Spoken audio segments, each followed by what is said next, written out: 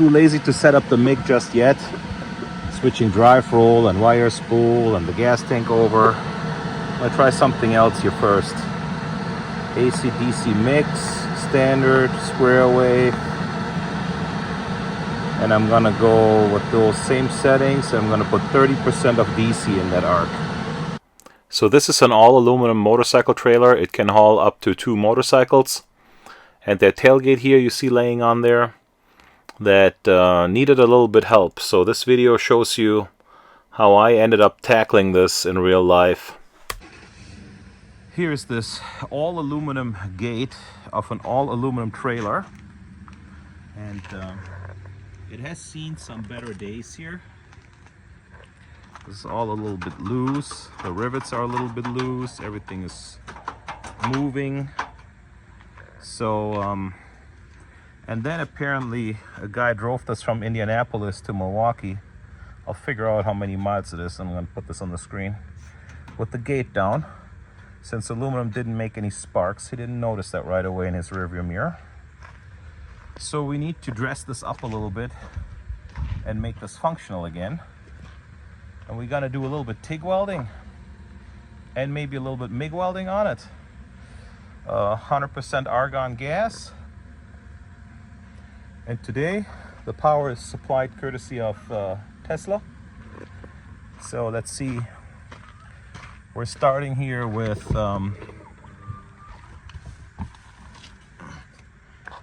52% battery. Let's see what we have when we're done. Nobody said that the free supercharging had to be used for driving, you know, so we're gonna use this for some welding. Hey chickens, shut up over there. So we have some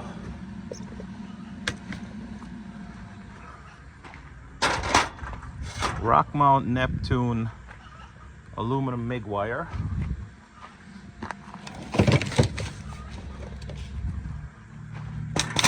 And some rock mount Neptune TIG 3/32. And normally MIG and TIG has very similar chemistry, almost identical, just one is on the roll and one comes in sticks. Hey, shut up over there. So this one here though, the wire, the MIG wire, 40,000 tensile strength, good ductility, good elongation, maybe anodized, excellent color match, avoids porosity, economical and easy to use. We'll see about that. Suitable for a wide range of aluminum alloys, truck frames, bodies, lights, furniture, window frame, door frame, all types of structural aluminum fabrication. Okay, should be used pre-cleaned. We're not going to do that. Use stainless steel brush for cleaning. Well, we have a brush. We're going to write stainless on it with a Sharpie. Preheat, we don't need to do this. We're under 1/4 inch. And we're not going to use anti-spatter spray. So we have this in a 5-pound roll, which is an 8-inch roll, 0.35 diameter. We're going to weld that with argon gas, no pulse. And then we have some TIG stuff here, 34,000. So there must be a different chemical composition somehow. Minimum crack sensitivity, that's good. Wide range of color match, helps avoid porosity. For truck bodies, molds, fixtures, aluminum castings, known for unknown aluminum alloys. That's good. Preheating, when preheating is difficult, this is very difficult out here because I didn't even bring a torch out. Use AC with high frequency and argon or helium gas. Argon we have. Bevel and preheat, now that's it's gonna be lap joint or inside corner joints. We're not gonna bevel that. Pure tungsten or zirconiated electrodes, well, we're gonna use serrated. Use stainless steel wire brush. Use wire brush, we can do that. Magnesium we don't have. Blue tip marked, so we're good to go. Let's see how this turns out. 2T pedal slider, AC DC, AC, standard, square wave, high frequency start.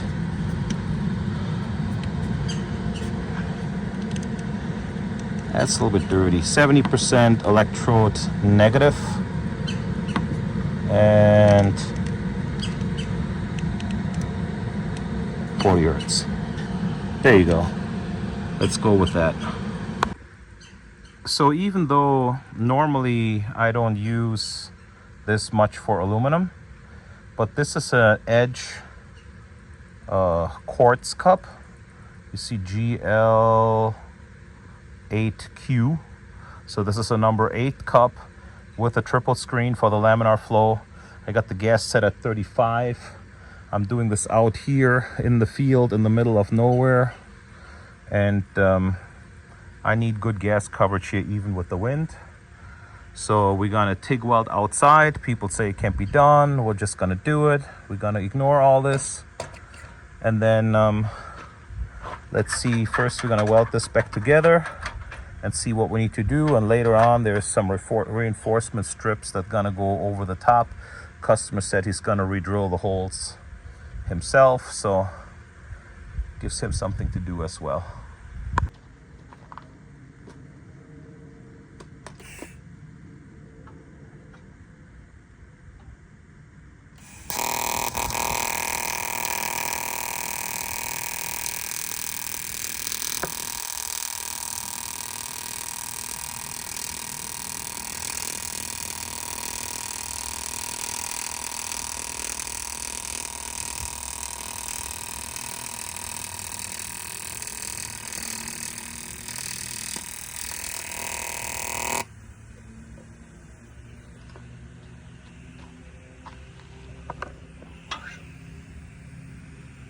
I mean, I would say for not cleaning anything in the wind, you see how there was some arc starting issues?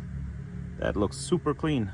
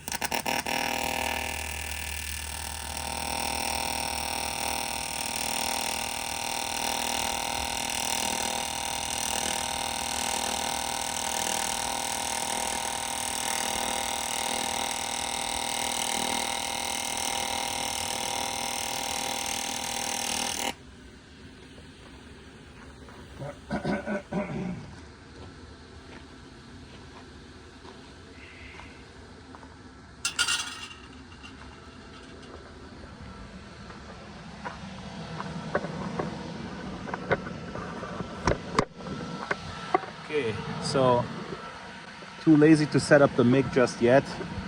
Switching drive roll and wire spool and the gas tank over. I'm gonna try something else here first. AC/DC mix, standard, square wave. And I'm gonna go with those same settings. I'm gonna put 30% of DC in that arc. So that should give me a good boost of power without having to do helium and without having to switch to the MIG welder.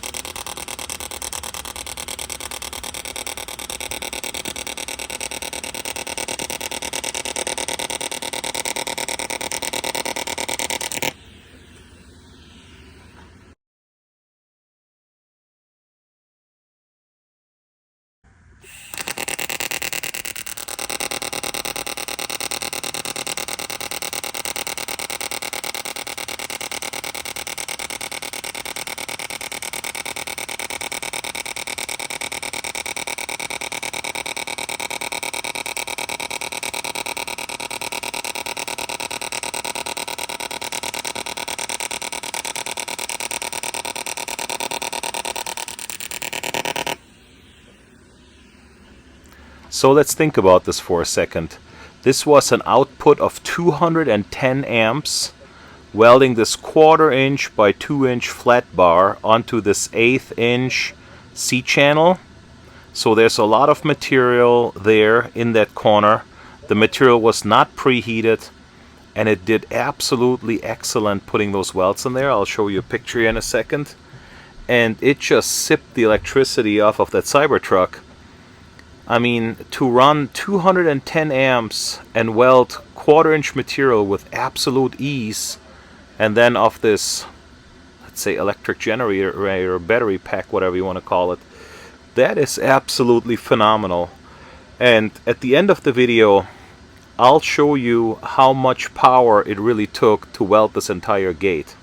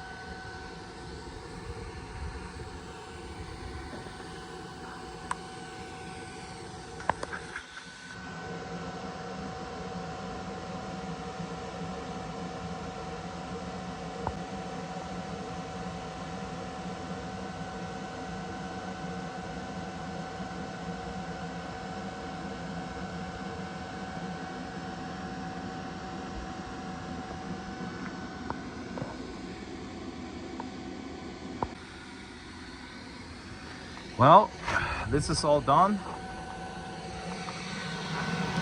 210 amp max output.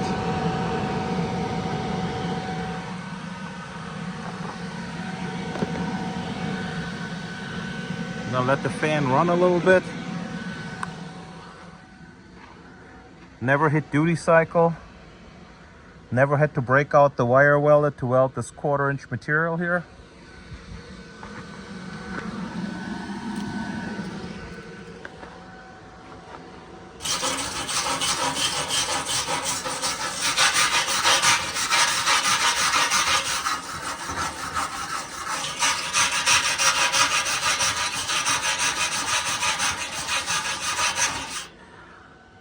That peppering comes right off. I would say it's done. Customer will drill a hole in there, like somewhere right there, wherever it needs to go, all by himself. And so he can pin it back in. This should be good to go. Let's go deliver it. And then here, let's see this entire welding job.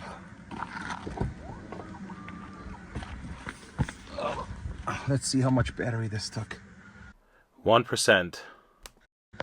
And I want to say, if the customer watches, this was a 3-hour job. For all you other guys, it was about an hour's worth with the welding. And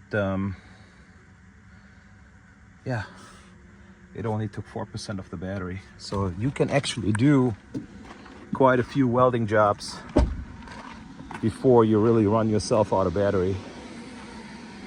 No big engine drive to listen to, no 150-foot extension cord to roll up. I mean, what a nice deal, what a nice concept.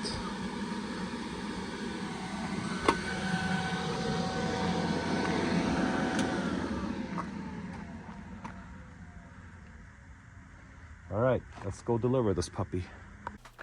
So 1%, or even if it's 2%, at 2% battery of a 123 kilowatt hour battery, that would be 1.2 times 2, 2.4 kilowatt hours.